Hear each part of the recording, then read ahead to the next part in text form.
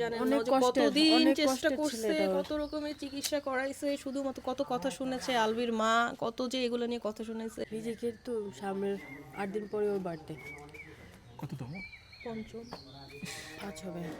ওর যে আমাদের কত স্বাদের ছেলে আপনারা জানেন না অনেক যে কষ্টের কতদিন অনেক চেষ্টা কষ্টের ছিল করছে, এটা ওর। কত রকমের চিকিৎসা করাইছে, শুধুমাত্র কত কথা শুনেছে আলভির মা, কত যে এগুলো নিয়ে কথা শুনাইছে যে আমার ছেলেকে আলাদা করছো, আমার কাছ থেকে তোমার কোনোদিন বাচ্চা হবে না, এসব কথাও বলছে। কত মনে কষ্ট নিয়ে এই বাচ্চাকে সে জন্ম দিচ্ছে। কত আমাদের মধ্যে সবার প্রথম ওর বাচ্চা হয়, আমাদের ছেলে, আমরা বলি যে আমাদের প্রথম বাচ্চা। রিজিক আমাদের প্রথম বাচ্চা, এটা আমরা বলি। আজকে আমাদের প্রথম বাচ্চাটারও ওর, আমি হচ্ছে রিজিকের মৌমা, মানে ও হচ্ছে আমাকে মৌমা ডাকে। তো মা তো মাই, মৌমা ওর, আর ওর মা তো এখানে, আর আমরা তো আরেকটা মা, ও আরেকটা মা, আমরা সবাই ওর মা। তো ওকে আজকে আসতে দেয় নাই, আমি অবাক হয়েছি। আমি যখন রিজিককে নিচ্ছি মা, ও কিন্তু মৌমার দেখলেই খুব স্বাভাবিক কোলে চলে আসে।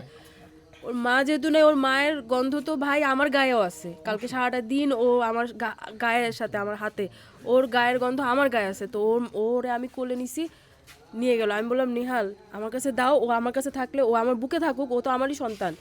ওর মা, আমি তো ওর মা।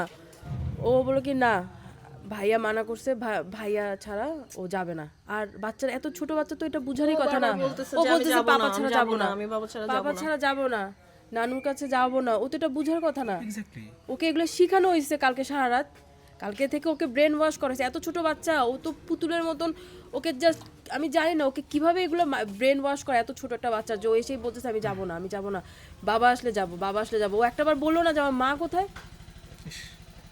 এটা কি আপনাদের কাছে নর্মাল মনে হয় যে এত না, ছোট না। বাচ্চা বলবে না একটাবার যে আমার মা কোথায়? অবশ্যই বলবে। ও তো মাছের অজ্ঞান হয়ে যাওয়ার কথা। মা ছাড়া কিভাবে বাচ্চা, এত ছোট বাচ্চা থাকে? ওকে কিভাবে কি বুঝাইছে আমি জানি না আসলে। তো আপনার সাথে রিজিকের কেমন মিষ্টি দুষ্টু সম্পর্ক ছিল?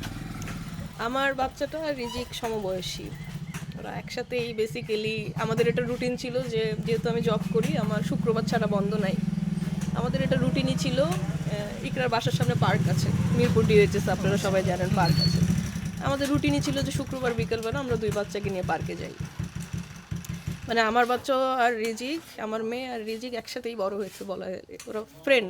রিজিককেও যদি এখন জিজ্ঞেস করেন ওর বেস্ট ফ্রেন্ডকে, আমার মেয়ের নাম বলবে। আমার মেয়েকেও যদি জিজ্ঞেস করেন ওর বেস্ট ফ্রেন্ডকে, রিজিকের নাম বলবে। আমি জানি না আজকের পর থেকে আমার মেয়ের খেলার সাথে আসলে পাবে কি না, ওরা কখনো আসতে দেবে কি না। সম্পর্কটা এরকমই। আমার বাচ্চাকে আমি ইকরার বাসায় অনেকবার রেখে গেছি যে একটু রাখ, আমি হয়তো একটু কাজে যাচ্ছি। ইকরা রিজিককে অনেকবার আমার বাসায় রেখে গেছে, আমার মেয়ের কাছে খেলছে, আমার কাছে রেখে গেছে যে একটু রাখ, আমি একটু কাজে যাচ্ছি। সো এরকমই আমরা তিনজন আসলে কখনো বাচ্চাদের, আমাদের তিনজনেরই বাচ্চা আছে, তিনজন কখনো বাচ্চাদের আলাদা করে দেখিনি। তিনটাই আমাদের বাচ্চা। আপনাকে কি নামে কিভাবে ডাকতো? আমাকে লুপুমণি ডাকে।